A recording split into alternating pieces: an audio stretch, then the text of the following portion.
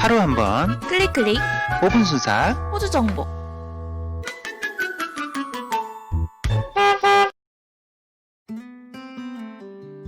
지난 시간 호주 역사 12번째 이야기 제임스 쿡 선장의 이야기에서 잠시 등장했던 인물이 있습니다.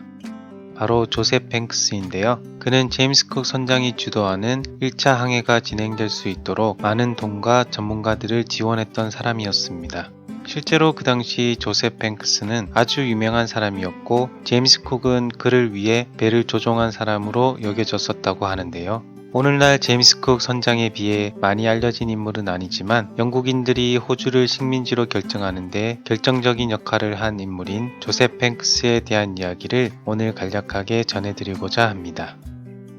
조셉 뱅크스는 1743년 2월 13일 영국에서 법률가이자 정치인이었던 윌리엄 뱅크스의 아들로 태어납니다. 그는 어렸을 때부터 부유한 자제들이 교육받은 그리스어나 라틴어를 공부하는 것보다 그가 자란 지역을 탐험하고 자연과 역사에 더 큰 관심을 가지며 자랍니다. 1760년 12월에 옥스퍼드 대학에 입학했고 고전적인 커리큘럼보다는 자연사에 관심을 가지고 공부를 했다고 하는데요. 특히 식물학에 대한 높은 관심과 광범위한 지식을 가지게 되었다고 합니다.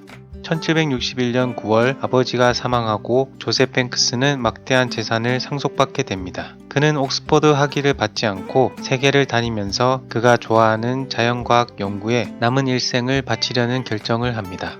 1766년 23세로 왕립학회의 펠로우로 선출되었으며 어렸을 때부터 친구였던 콘스탄틴 핍스와 함께 니제르를 타고 현재 캐나다인 뉴펀들랜드 레브라도에서 암석과 동식물을 수집하고 연구를 합니다. 참고로 콘스탄틴 핍스는 후에 영국의 해군으로서 7년 전쟁과 미국 독립전쟁에 참여하기도 하고 탐험가로서 북극을 탐사하며 북극곰을 최초로 묘사한 유럽인이 됩니다. 북극곰에 대한 묘사는 현재 영국 도서관 기록보관소에 보관되어 있습니다. 다시 뱅크스 이야기로 돌아와서 그는 뉴펀들랜드와 레브라도를 탐험하며 34종의 새를 기록했다고 합니다. 그 중에는 1844년에 멸종된 펭귄과인 그레이트 오크도 포함되어 있다고 합니다. 뱅크스는 1768년에서 1771년까지 왕립협회 과학원정대의 일원으로 제임스 쿡 선장이 지휘하는 제1차 항해에 참여합니다. 뱅크스는 스웨덴의 자연과학자 다니엘 솔란더, 핀란드의 자연과학자이자 뱅크스의 개인 비서였던 헤르만 스퍼링, 스코틀랜드 예술가 시드니 파키슨, 스코틀랜드 예술가 알렉산더 버칸, 4명의 하인, 그리고 항해에 필요한 막대한 자금을 지원했다고 합니다. 뱅크스는 프리메이슨이었는데요. 그는 호주를 최초로 방문한 프리메이슨으로도 기억되고 있습니다. 1차 항해 후 영국으로 돌아온 뱅크스는 금성이동 측정에 실패한 제임스 쿡 선장보다 실제로 더 큰 환영을 받았다고 하는데요. 탐험 중 수많은 새로운 동식물을 발견한 그를 사람들은 과학의 영웅으로 환호했다고 전해집니다.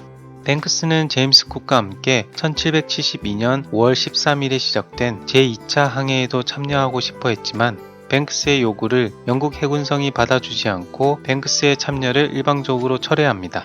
참가가 취소되자마자 그는 다른 원정대를 준비했고 1772년 7월 1차 항해에 함께했던 스웨덴의 자연과학자 다니엘 솔란더와 함께 영국의 화이트섬, 스코틀랜드 서쪽 헤브리디스, 아이슬란드, 스코틀랜드 북쪽의 오크니 제도를 탐험합니다. 특히 아이슬란드 방문 당시 유럽인들에게는 지옥으로 가는 관문이라고 알려져 있고 2000년 2월 26일에도 화산 폭발이 일어났던 헤클라 산과 역사상 가장 유명한 간헐천이 있는 그레이트 게이시르를 방문하기도 합니다. 1773년 스웨덴 왕립과학 아카데미의 외국인 회원으로 선출되었고 1778년 11월 영국 왕립학회 회장이 됩니다. 그는 1820년까지 41년 이상 회장직을 유지하여 역사상 가장 오랫동안 왕립학회 회장직을 수행한 것으로 기록됩니다. 호주에 대한 영국의 정책을 결정하는 데 있어 영국 정부는 뱅크스의 견해를 항상 물었다고 합니다. 제1차 항해에서 제임스 쿡 선장과 호주를 탐험했던 그는 제임스 쿡 선장과 달리 그들이 발견한 뉴사우스웨일즈를 식민지화하는 데 꾸준한 관심을 보였다고 하는데요. 그는 호주 원주민들이 그 땅을 사용하기에는 너무 문명적이지 않고 경작 기술에도 무지하다고 생각했다고 합니다. 그는 그곳에 영국인들이 정착하기를 원했고 영국의 형벌 식민지를 위한 장소로서 영국 정부의 뉴사우스웨일즈의 보타니 베이를 강력하게 추천합니다. 그는 호주 정부의 중요한 조언자가 되었고 초기 뉴사우스웨일즈 주지사들의 적지 않은 영향력을 행사하기도 합니다.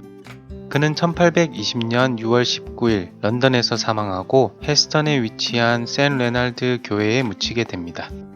오늘은 영국인의 호주 정착을 결정하는 데 큰 기여를 했던 인물 조셉 뱅크스에 대해 간략히 전해드렸는데요. 오늘날 그의 이름을 딴 수많은 섬과 지역 이름들이 존재하는 것만으로도 그의 업적과 영향력이 당시에 얼마나 대단했는지 짐작할 수 있습니다.